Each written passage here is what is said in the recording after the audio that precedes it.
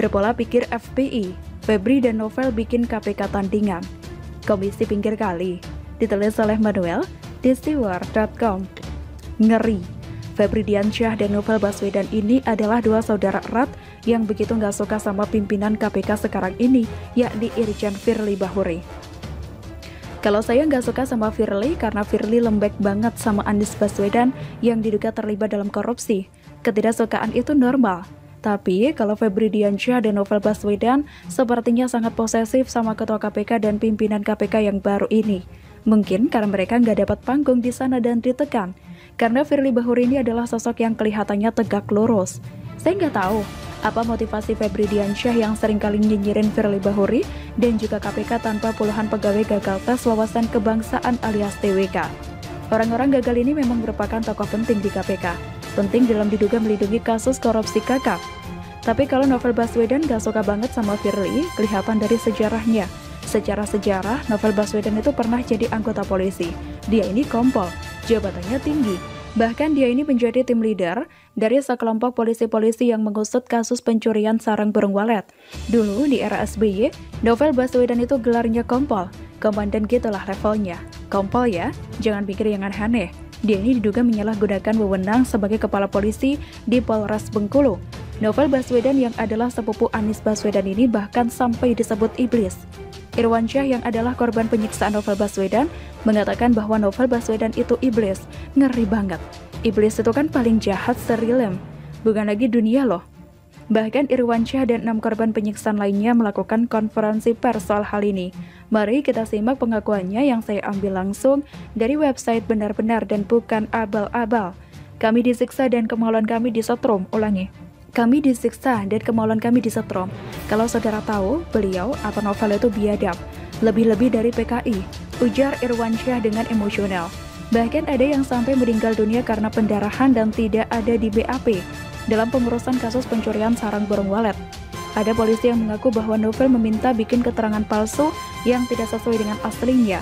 Bahkan di berita lainnya dituliskan bahwa Novel dikenakan pasal penganiayaan dalam melakukan pembiaran terjadinya tindak pidana karena dia ada di lokasi saat interogasi. Ngeri amat sih.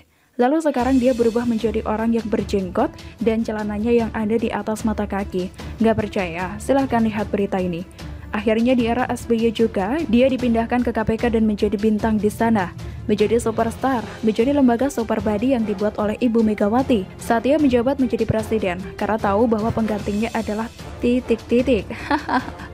Novel Baswedan di sana merajalela dan membuat banyak sekali ketidakjelasan.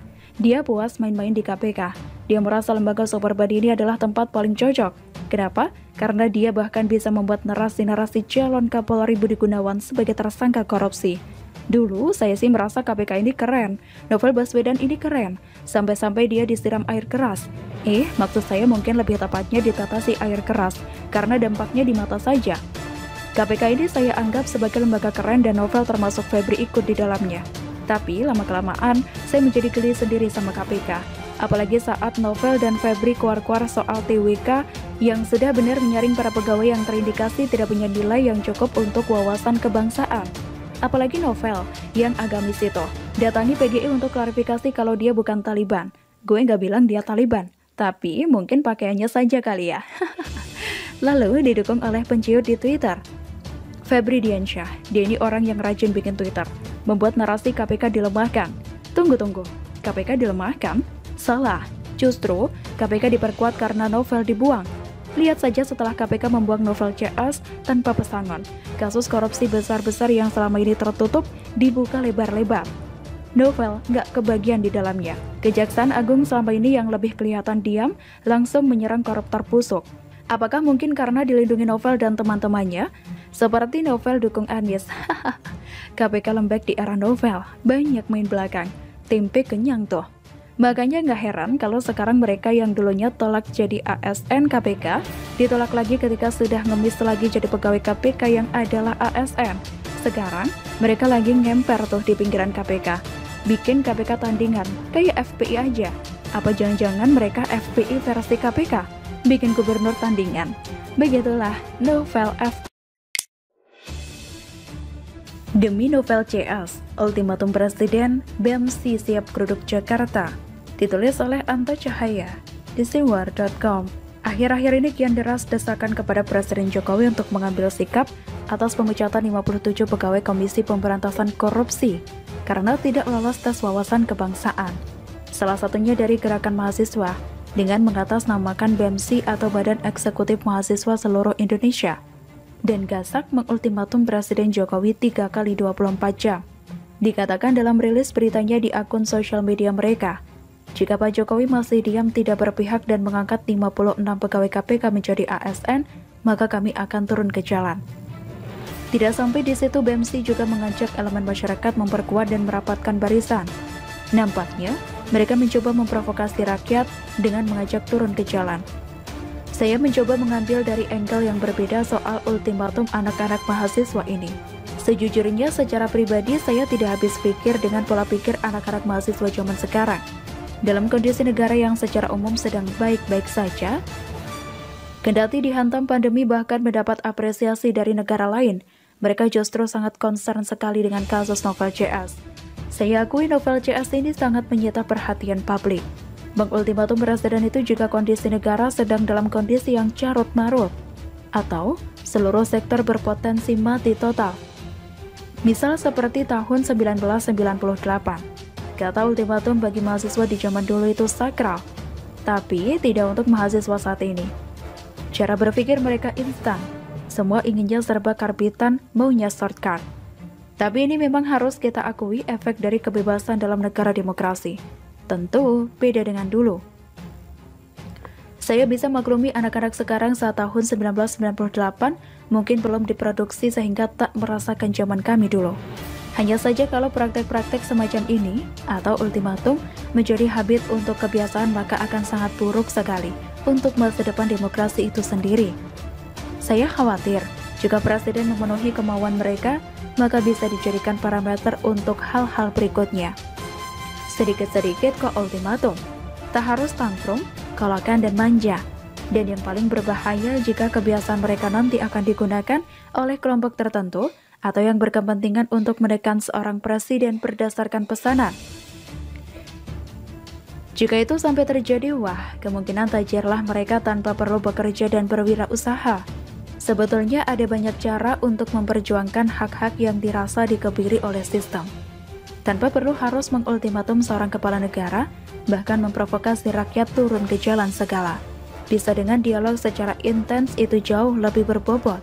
Jika turun ke jalan berpotensi ricuh karena dapat ditunggangi pihak-pihak tertentu. Dan kasihan rakyat.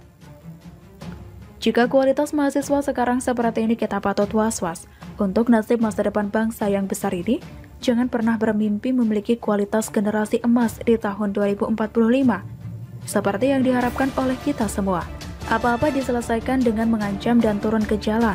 Dipikirnya itu sudah keren sekali setelahnya diunggah ke akun mereka, mendapat perhatian media elektronik, dan kemudian berharap mendapat simpati rakyat Indonesia. Yang ada justru muak dan prihatin. Jika para mahasiswa itu mau mengikuti mekanisme yang berlaku, maka bisa memahami yang pernah dikatakan oleh Presiden Jokowi.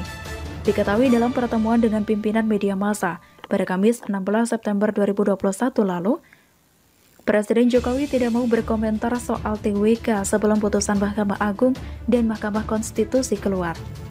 Saat itu Presiden Jokowi mengingatkan agar segala persoalan jangan kemudian selalu dilimpahkan atau ditarik ke Presiden. Jangan apa-apa ditarik ke Presiden. Ini adalah sopan santun ketatanegaraan.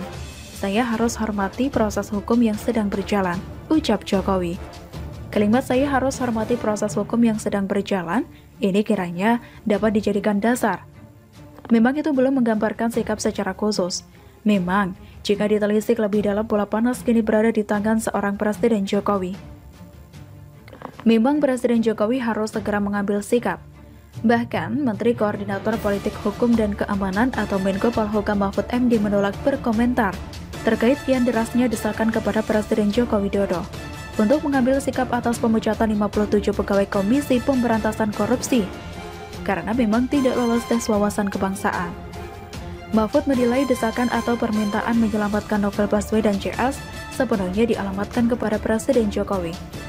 Itu kan permintaan ke Pak Jokowi ya, ke Presiden. Kan nanti Presiden yang menjawab. Kata Mahfud di Gedung Prajimasono, Kompleks Kepatihan Kota Yogyakarta, pada Jumat 24 September. Kita akan tunggu sikap Presiden Jokowi terhadap nasib pegawai KPK yang tidak lolos tes TWK. Apakah Presiden akan tetap bersikap netral? Atau akan membiarkan para mahasiswa itu geruduk Jakarta pada tanggal 27 September 2021 nanti sesuai dengan ultimatum? Demikian.